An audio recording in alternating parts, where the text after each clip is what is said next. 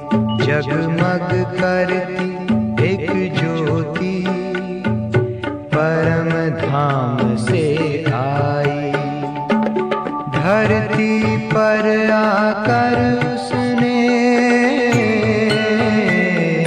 धरती। ओम शांति। 11 सितंबर 2024 सुनते हैं आज की मुरली। प्रातः मुरली ओम शांति। बाप दादा मधुवन। आज बाबा बोले, मीठे बच्चे, तुम बाप के पास आए हो अपने कैरेक्टर्स सुधारने। तुम्हें अभी दैवी कैरेक्टर्स बनाने हैं। तुम बाप के पास आए हो अपने कैरेक्टर सुधारने। तुम्हें अभी दैवी कैरेक्टर्स बनाने हैं। आज का प्रश्न है, तुम बच्चों को आंखें बंद करके बैठने की मना क्यों की जाती है? तुम बच्चों को आंखें बंद करके बैठने की मना क्यों की जाती है?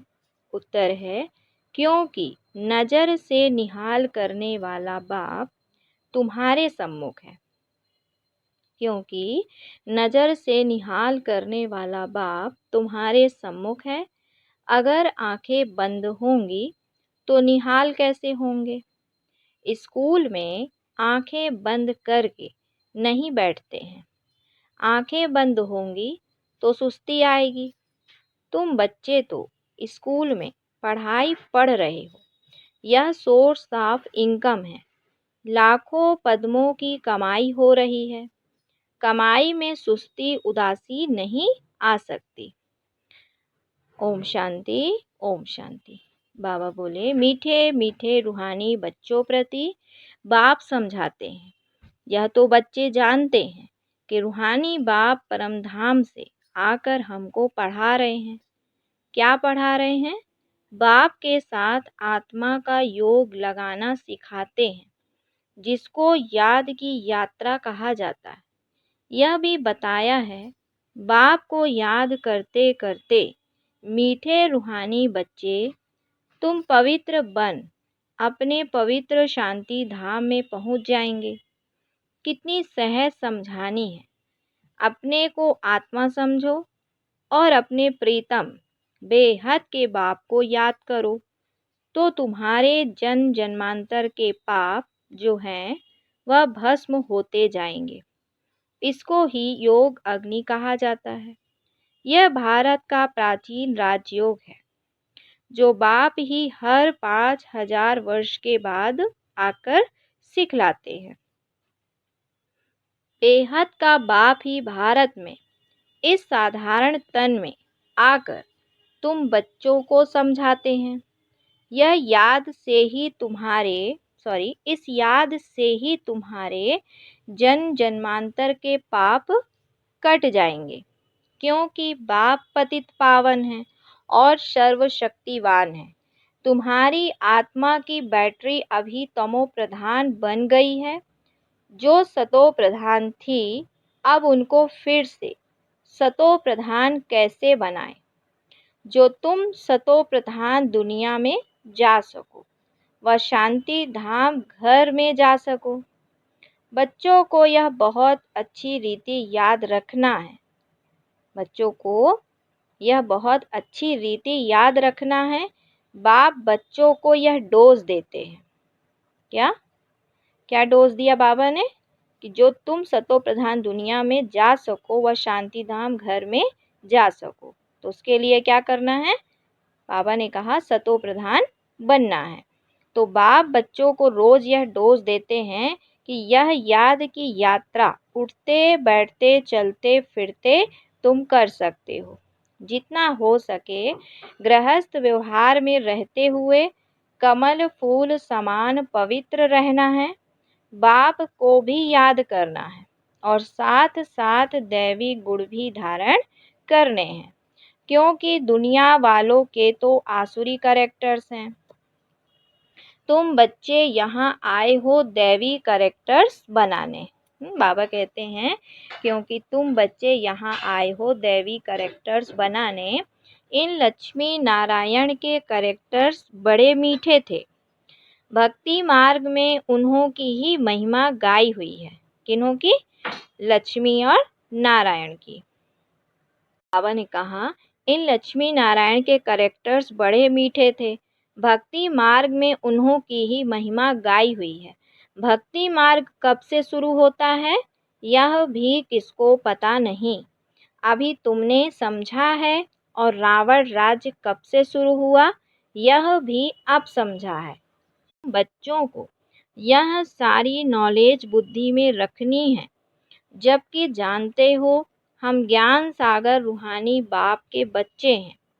अब रूहानी बाप हमको पढ़ाने आते हैं। यह भी जानते हो यह कोई ऑर्डिनरी बाप नहीं है। यह है रूहानी बाप जो हमको पढ़ाने आया है। उनका निवास स्थान सदैव ब्रह्म लोक में है। लौकिक बाप तो सबके यहाँ है। यह बच्चों को अच्छी रीति निश्चय में रखना है। हम आत्माओं को पढ़ाने वाला परम पिता परमात्मा है जो बेहद का बाप है। भक्ति मार्ग में लौकिक बाप होते हुए भी परम पिता परमात्मा को बुलाते हैं। उनका एक ही नाम यथार्थ शिव है। बाप खुद समझाते हैं मीठे मीठे बच्चों को, मेरा नाम एक ही शिव है। भल अनेक नाम अनेक मंदिर बनाए हैं परंतु सब हैं भक्ति मार्ग की सामग्री। यथार्थ नाम मेरा एक ही शिव है। तुम बच्चों को आत्मा ही कहते हैं। शालिग्राम कहे तो भी हर्जा नहीं। अनेक शालिग्राम हैं, शिव एक ही है। वह है बेहद का बाप, बाकी सब हैं बच्चे। इसके पहले तुम हद के बच्चे हद के बाप के पास रहते थे। ज्ञान तो था नहीं। बाकी अनेक प्रकार की भक्ति करते रहते थे। आधा कल्प भक्ति की, द्वापर से लेकर भक्ति शुरू होती है। रावण राज्य भी शुरू हुआ है। यह है बहुत सहज बात। परंतु इतनी सहज बात भी कोई मुश्किल समझते हैं। रावण राज्य कब से शुरू होता है यह भी कोई नहीं जानता। तो बाबा कहते हैं तुम मीठे बच्चे जानते हो। बाप ही ज्ञान का सागर है। जो उनके पास है वह आकर बच्चों को देते हैं। शास्त्र तो है भक्ति मार्ग के। अभी तुम समझ गए हो ज्ञान, भक्ति और फिर है वैराग्य। यह तीन मुख्य है। सन्यासी लोग भी जानते हैं भक्ति, ज्ञान, भक्ति और वैराग्य। क्या जानते हैं? ज्ञान, भक्ति और वैराग्य। परंतु सन्यासियों का है अपना हद का वैराग्य। वह बेहद का वैराग्य सिखला न सके। दो प्रकार के वैराग्य हैं। एक है हद का, दूसरा है बेहद का। वह है हठ योगी सन्यासियों का वैराग्य। यह है बेहद का। तुम्हारा है राजयोग। वह घर बार छोड़ जंगल में चले जाते हैं तो उन्हों का नाम ही पड़ जाता है सन्यासी। हठ योगी घर बार छोड़ते हैं पवित्र रहने के लिए। यह भी अच्छा। बाप कहते हैं भारत तो बहुत पवित्र था। इतना पवित्र खंड और कोई होता नहीं। भारत की तो बहुत ऊंची महिमा है जो भारतवासी खुद नहीं जानते। बाप को भूलने के कारण सब कुछ भूल जाते हैं, अर्थात नास्तिक निधन के बन पड़ते हैं। सतयुग में कितनी सुख शांति थी, अभी कितनी दुख अशांति है। मूल वतन तो है ही शांति धाम।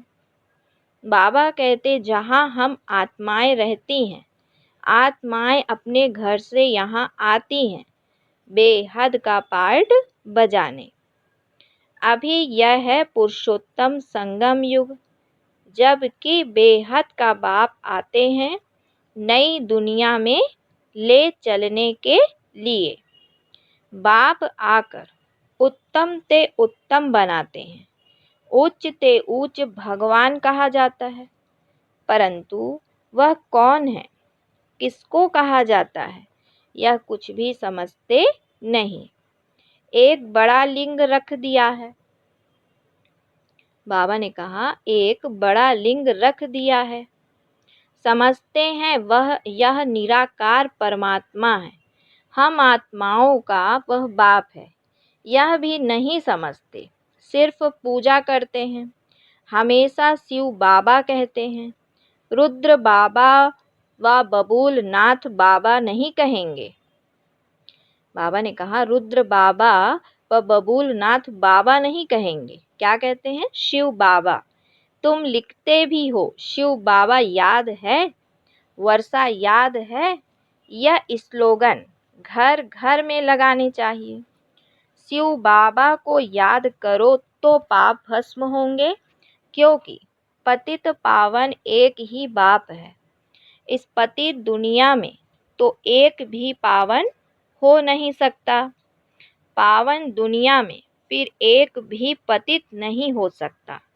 शास्त्रों में तो सब जगह पतित लिख दिए हैं।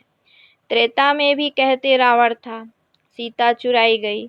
श्री कृष्ण के साथ कंस, जरासंधि, हिरण्यकश्यप आदि दिखाते हैं। श्री कृष्ण पर कलंक लगा दिए हैं।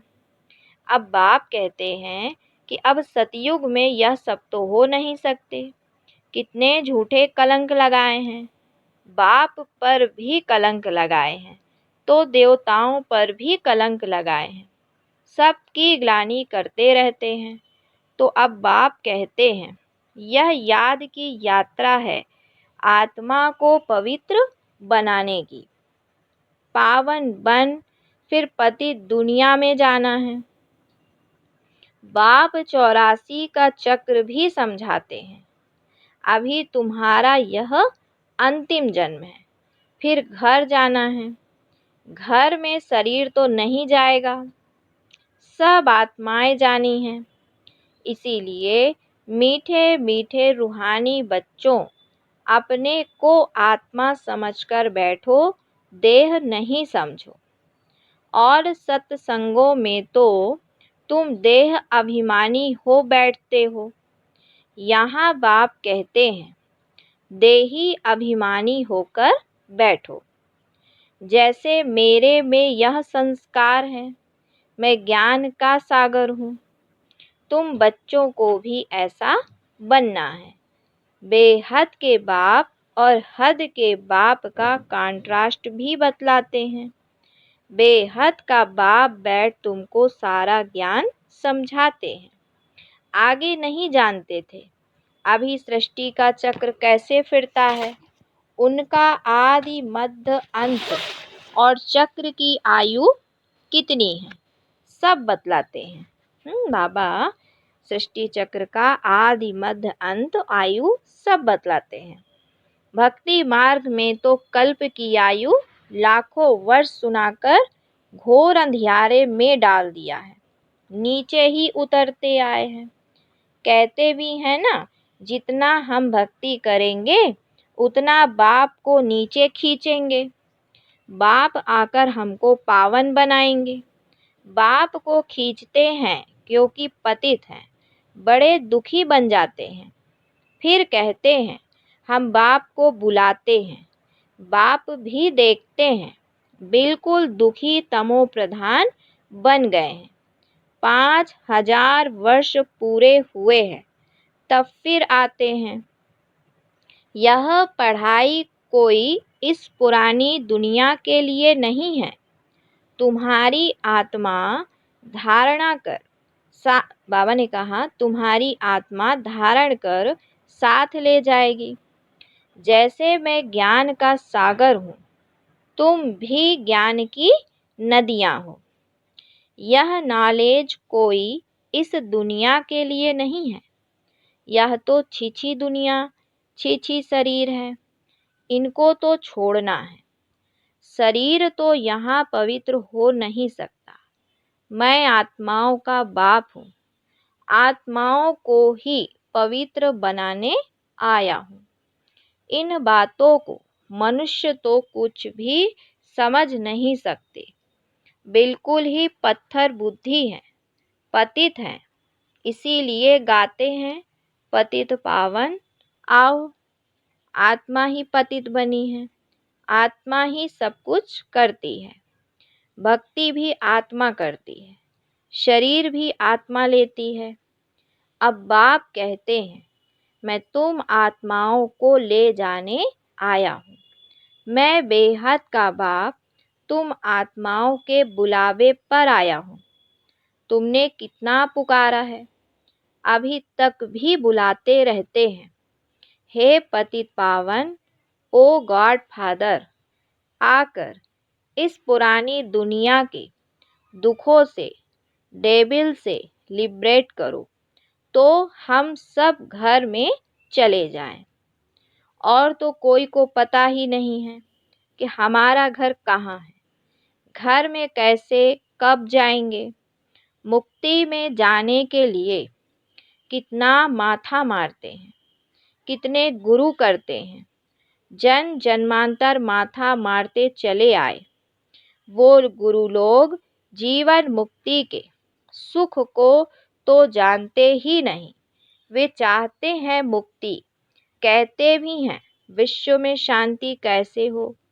सन्यासी भी मुक्ति को ही जानते हैं, जीवन मुक्ति को तो जानते नहीं। परंतु मुक्ति जीवन मुक्ति दोनों वर्षा बाप ही देते हैं। तुम जब जीवन मुक्ति में रहते हो तो बाकी सब मुक्ति में चले जाते हैं। अभी तुम बच्चे नॉलेज ले रहे हो यह बनने के लिए। तुमने ही सबसे जास्ती सुख देखा है, फिर सबसे जास्ती दुख भी तुमने देखा है। आदि सनातन देवी देवता धर्म वाले तुम ही फिर धर्म भ्रष्ट, कर्म भ्रष्ट हो गए हो। तुम प्रवृत्ति मार्ग वाले थे, यह लक्ष्मी नारायण पवित्र प्रवृत्ति मार्ग के हैं। घर बार छोड़ना यह सन्यासियों का धर्म है। सन्यासी भी पहले अच्छे थे, तुम भी पहले बहुत अच्छे थे, अभी तमो प्रधान बने हो। तो बाप कहते हैं यह ड्रामा का खेल है। बाप समझाते हैं यह पढ़ाई है ही नई दुनिया के लिए। पतित शरीर, पतित दुनिया में ड्रामा अनुसार हमको फिर 5000 वर्ष बाद आना पड़ता है।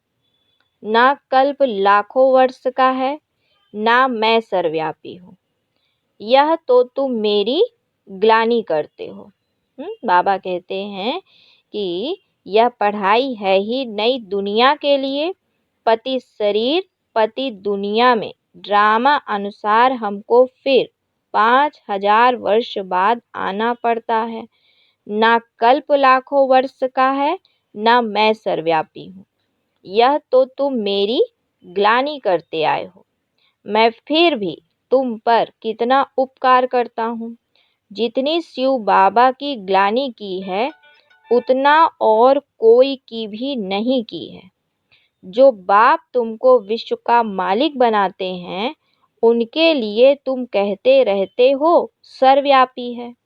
जब ग्लानि की भी हद हो जाती है तब फिर मैं आकर उपकार करता हूँ।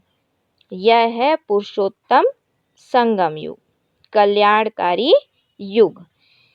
बाबा कहते जबकि तुमको पवित्र बनाने आता हूँ। कितनी सहज युक्ति पावन बनाने की बतलाते हैं।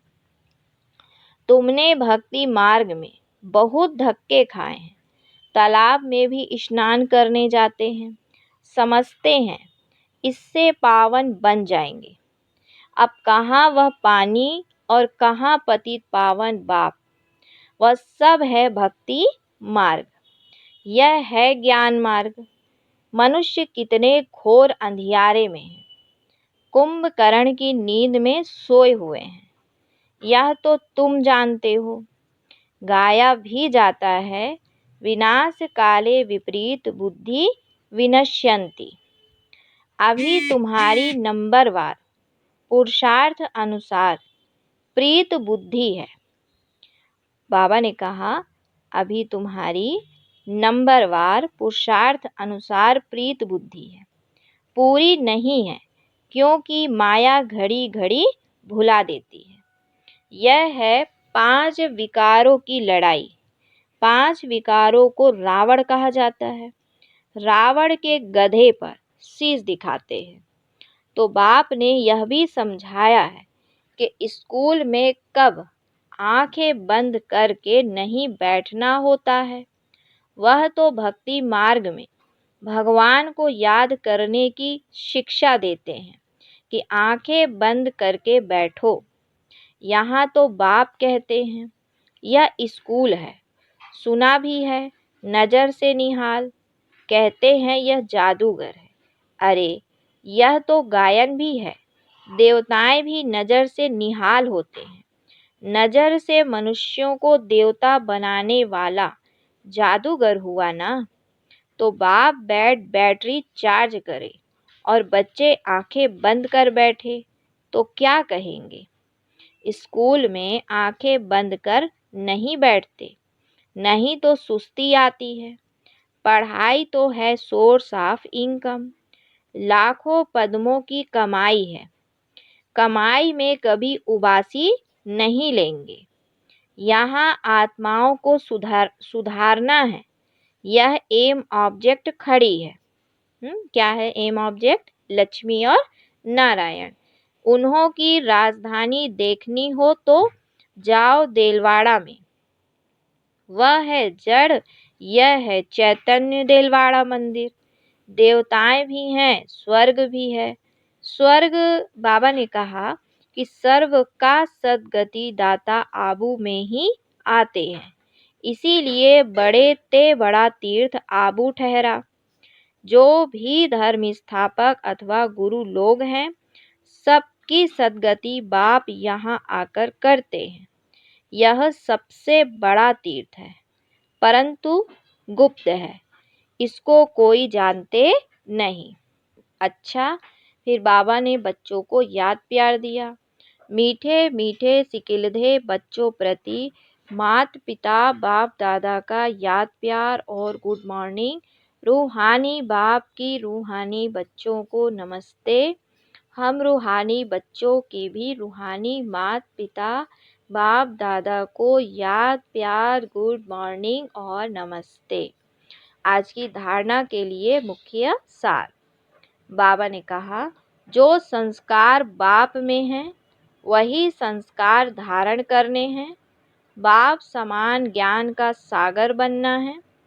देही अभिमानी होकर रहने का अभ्यास करना है। दूसरा पॉइंट है, आत्मा रूपी बैटरी को सतो प्रधान बनाने के लिए चलते फिरते याद की यात्रा में रहना है। दैवी कैरेक्टर्स धारण करने हैं। बहुत बहुत मीठा बनना है। फिर आज बाबा ने वरदान दिया, त्रिकालदर्शी बन। दिव्य बुद्धि के वरदान को कार्य में लगाने वाले सफलता संपन्न भव। बाबा ने कहा, बाप दादा ने हर बच्चे को दिव्य बुद्धि का वरदान दिया है। दिव्य बुद्धि द्वारा ही बाप को, अपने आप को और तीनों कालों को स्पष्ट जान सकते हो। सर्व शक्तियों को धारण कर सकते हो। दिव्य बुद्धि वाली आत्मा कोई भी संकल्प को कर्म व वाणी में लाने के पहले, बाबा कहते हैं, दिव्य बुद्धि वाली आत्मा कोई भी संकल्प को कर्म व वाणी में लाने के पहले हर बोल व कर्म के तीनों कारण जानकर प्रैक्टिकल में आती है। उनके आगे पास्ट और फ्यूचर भी इतना स्पष्ट होता है जितना प्रेजेंट स्पष्ट है। तो ऐसे दिव्य बुद्धि वाले त्रिकालदर्शी होने के कारण सदा सफलता संपन्न बन जाते हैं। स्लोगन है, संपूर्ण पवित्रता को धारण करने वाले ही परमानंद का अनुभव कर सकते हैं।